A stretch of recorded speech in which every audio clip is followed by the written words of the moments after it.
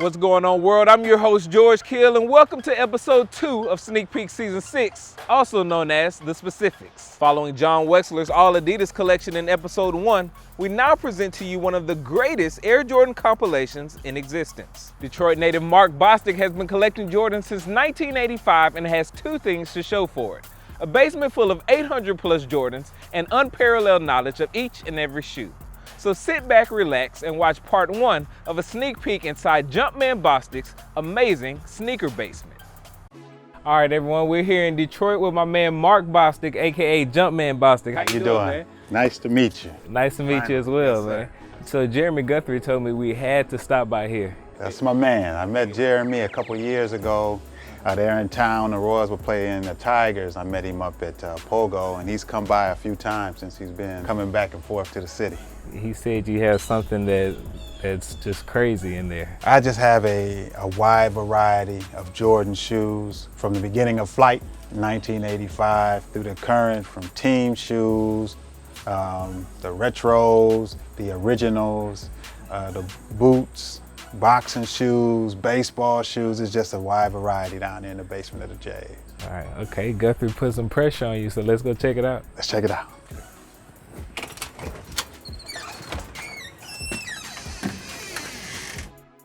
We'll start over here. This starts with the packages that came out, the defining moments, the countdown packs, the DMPs.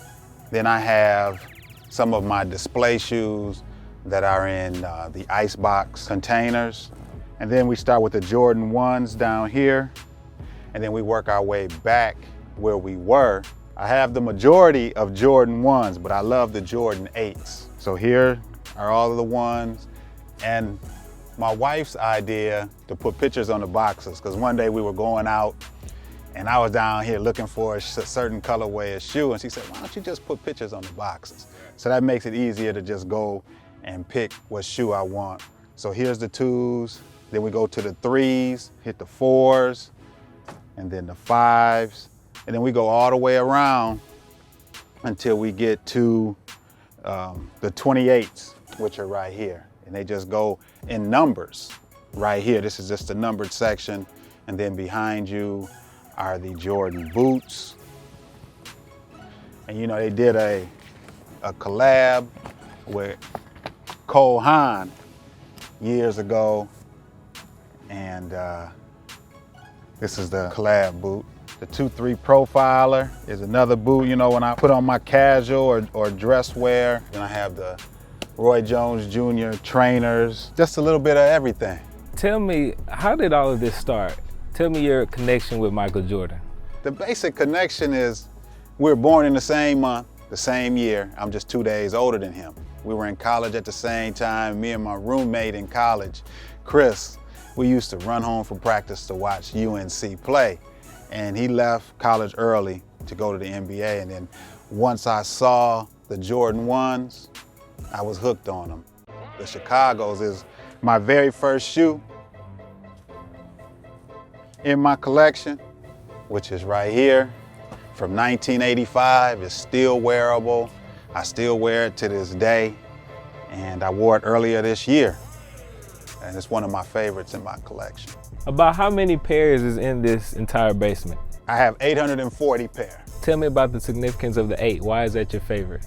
The 8 is, you know, it's from the 3rd championship, the first 3-peat, and it's just those straps. There's something about the straps, how you rock them without, you know, strapping them. And when you walk, it's just making that click-clank sound. It's just, and it's a real comfortable balling shoe. Back in the day, it was one of my favorite shoes to play in. This one here is a custom I had done by Mosh. As you remember that only 24 of these originally were made, and they released at a House of Hoops. And right now these shoes are around $3,500 for the original one that came out, the Playoff 8 for Boston with Ray Allen. And you know, the difference is the sock liner would be green on the original one. So I had to have a custom of that made. My favorite is the Playoff 8. My all-time fave. MJ put in work in this, you know, against the Phoenix Suns. Section of 8s right here. but mainly starting down here. I also had a custom made because I'm a big Ray Allen fan. And El Capi is a well-known custom designer. He made these for me. And also I wrap my shoes in towels. It seems to preserve them a little better than leaving them in the boxes with the paper. I take the paper out and replace them. And I got the Phoenix Sun 8s. I was at a sneaker event up in Indianapolis, and I got these. I'm a real big fan of the 8. Have all of the 8s that came out. The chromes, the aquas, and of course the Bugs Bunnies. Back in the good days when they came with the retro cards and all of that. I've been a Ray Allen fan for a long time. And when they teamed up to go to the Boston Celtics with Kevin Garnett and teamed up with the Truth, and then they went and won a title there, I really got back into basketball then, because after MJ retired, it just wasn't the same to me. But Ray, just his style, the way he shoots, how he conducts himself, you know, these are one of my faves. The 20s from Seattle. I had to get the Ray Allen 13s.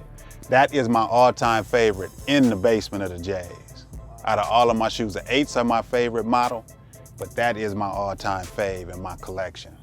And then you got the Ray Allen 15.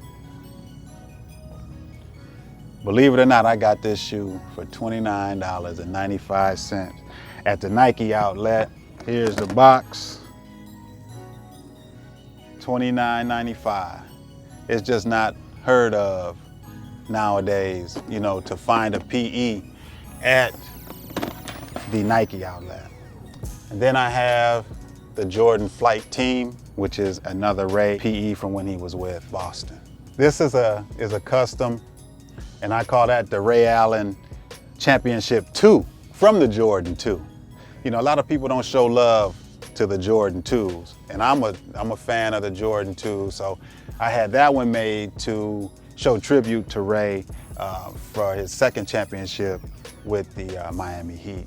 And here is the other one right here. You know, when I wore this shoe, people actually thought this was an actual PE for Ray Allen. And then this one here is the 11 from the white and red low from 2012. This was done by a young man, he's 15 years old, out in California. And he really hooked this up, and I wanted this to be the ring ceremony 11 low. You know, Ray wore a high top version of this the very first game, and his was white, had a white upper. So I had a red one made as the away version. This was a custom I had made for the Ray Allen 13. I wore this to the sneaker event down in Kansas City, KC Soul, another tribute to Ray Allen. Now, when I wore this shoe, people were saying, oh, it's glossy, it looks fake. But then you look at the champagnes. A few months later, they came out glossy. Let's talk about this Seattle 4. Yeah, that's a custom shoe I had done because I wanted, you know, it's another Ray Allen tribute. That's by a local customizer here named Illionaire in the Detroit area. He did that one as well as the Ray Allen 2. So he did both of those for me. A custom I had done by a guy out in Oakland, California. I had an extra pair of the Chicago 10s. So I just wanted to all red shoe, because they released a red shoe in GS for the ladies.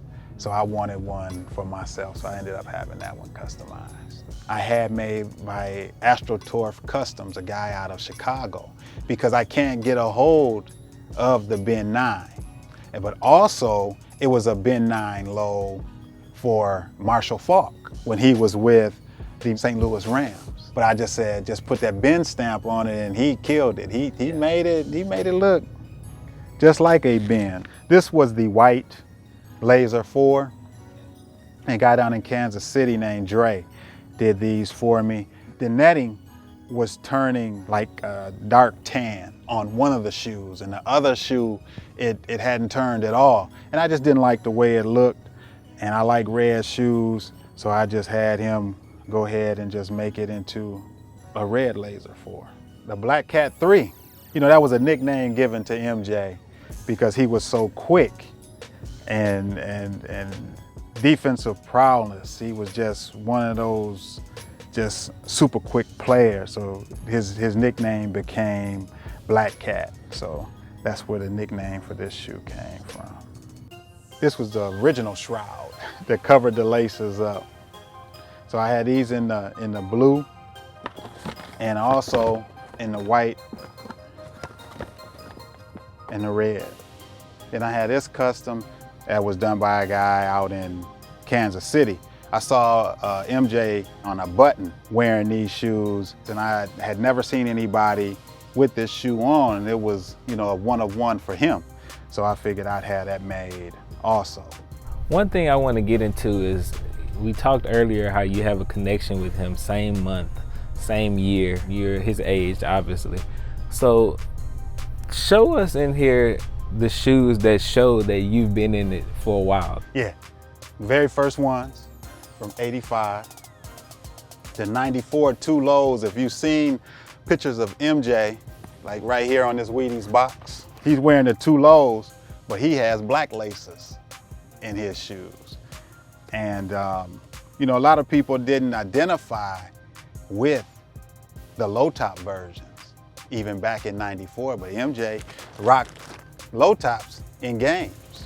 The 3s, which is what saved Jordan Brand or Nike, because MJ was gonna leave. His mother convinced him to go in and meet with Nike, and then they took Tinker off of another shoe he was working on, and then you came with the 3, and then, you know, the rest is history. And then the 4s and the 5, you know, it was one game MJ wore the 5s with the white laces against the Milwaukee Bucks for just one game. And then also with the Ben 5s, which are right there, they came and released with the white laces. And then we have the Fire Red 5s, the Cement 4s, the Toe Cap 10s, which were recalled, and there's only a handful of those out because MJ didn't like the toe cap. So he actually had that shoe recalled back in 1994. And then they released another version without the toe cap. But I kept mine instead of returning it back to the store because I like the toe cap. Yeah. I think it looks better, and the toe cap was basically put on there for when you jump and sometimes you drag your toe when you go in the dunk, and you would like put scratch marks. You could tear the leather on your toe box area of the shoes. The snake skin, the cherry, and the baby blues. I'm a big fan of the low cut shoes, and they're all still wearable. You know, I'm a big fan of wearing my shoes, and I believe if you wear them, they do last longer. And instead of keeping these dead stock from 2001 and trying to put them on, as soon as you take a step, they're gonna crack on you. The same with these, which are coming back out in that remastered version, the Oreos and the Mochas. All still wearable. This is a one of one. MJ used to own this shoe himself. This was a shoe that he wore. Back in 2010, you know, D Wade was the signature person for the 2010. Feel that tongue on that suede. None of the other 2010s have that. And this was a one-on-one for him, and it has his name in there and his size 13. So this colorway was made just to see if he actually liked the 2010. This is a autographed K54 by Ray Allen. You know, it's an event over in France, a street ball event that he plays in. One of my subscribers from over in France said, hey, I can get Ray Allen to sign this shoe. Would you like with me to do that? And you know, I get a lot of love from people, not only in the States, but overseas as well. because they know that if they get something for me, that I'm not gonna resell it. I'm not a reseller. I have sold shoes to people that it meant sentimental things to them, but at a reasonable price, not a reselling price. And I got these Rip Hamilton 12s from 2004 when they beat the Lakers. Yeah. You know, so those mean a lot to me as well. Then also these are autographed, and up top, this is a lot of people's favorites. You know, the 13s, people really love the 13s. So this one is autographed, and on the tongue, it has his name, E. Jones. It's pretty sweet, pretty rare shoe to have, and have it autographed. Is that an Eddie Jones 14 with the Grizzlies? Yes, like Ray Allen had the best PEs, in my opinion, of anybody with Jordan brand. Feel that toe cap on that. Suede. You can see the change of the material when you run your finger across it. And all of your PEs, they'll have a promo in there. But the other one I showed you actually had MJ's name in it. Right. So his shoes are a little different. So then he has EJ right there. The perfect pair and dependable J. And we talk a lot. And you know, with a lot of people in the culture right now, it's a competition thing, but we compliment each other on things, and that's what I like about those guys. And even Dependable J was trying to get my Ray Allen 15s out of me and my 20s, you know, because it's stuff that some of us don't have that we're looking for that other people have, but you know, some things are just not sellable. You know. Go into detail on that, because I feel like a lot of people these days try to compete with each other in regards to what they have, and when it should be just basically about what your passion is. Your passion is, you know, Jordans, all kinds of Jordans. You have boots, originals, some of the newest ones. Correct. I've experienced that with the hate, where people saying that I'm not a true collector because all I have are Jordans. I'm not diverse. I'm just stuck to one brand. The one brand does it for me. You know, I've been rocking these same shoes since, you know, for 29 years now, since 1985, 86. What I try to express to people is it's about what you like. The people that hate on other people, to me, are the people who wish they had what you have. Right. You know, and the people that I know or I surround myself with, we're not bragging. We're just trying to show the history. And that's what I think I have here in the basement, is just the total history from 1985 on. I had the Roy Jones Jr. boxing shoes, which I'll show you. I have the cleats from Warren Sapp. Also, Eddie George was part of Jordan brand back in the day. Charles Woodson. And these are the baseball cleats. Actually, Jeremy Guthrie ended up getting a pair of these after seeing mine. These are Warren Sapp. And what a lot of people don't know on these, this is actually a 2 and a 3 for 2-3. This white metallic, they put the A Jordan there, didn't spell out fully Jordan. They spelled Jordan wrong. This is one of the rare boxes that they did that on. Because other people with a size 13 or a size 14, it didn't happen on every box. I think the person who made this box was sleeping. CC Sabathia, Fusion, baseball cleats from when he was with Cleveland, Jordan golf shoes. I don't know how many people have seen those with the patent leather across there, and then Jordan, his baseball cleats. Derek Jeter rocked these. Not this particular pair. I do the history of the shoes. I read a lot. I Google a lot. I know I'm jumping around, but it's just so much that I like. It's just a passion that I have. It's a shoe that was made, that was put together with scrap materials from different shoes. Air Jordan 1 J2K High. I asked people at a recent show, what do you think this shoe symbolizes? These are all the teams MJ beat for the 6 championships. Seattle. The blue is is for Utah because the second time around they were wearing the blue. The red was for Portland, and then the orange is Phoenix because they beat Utah twice. So this shoe was made from scrap materials all sewn together. This was a quick strike that came out in 2010, and a lot of people slept on this shoe. Retro ones.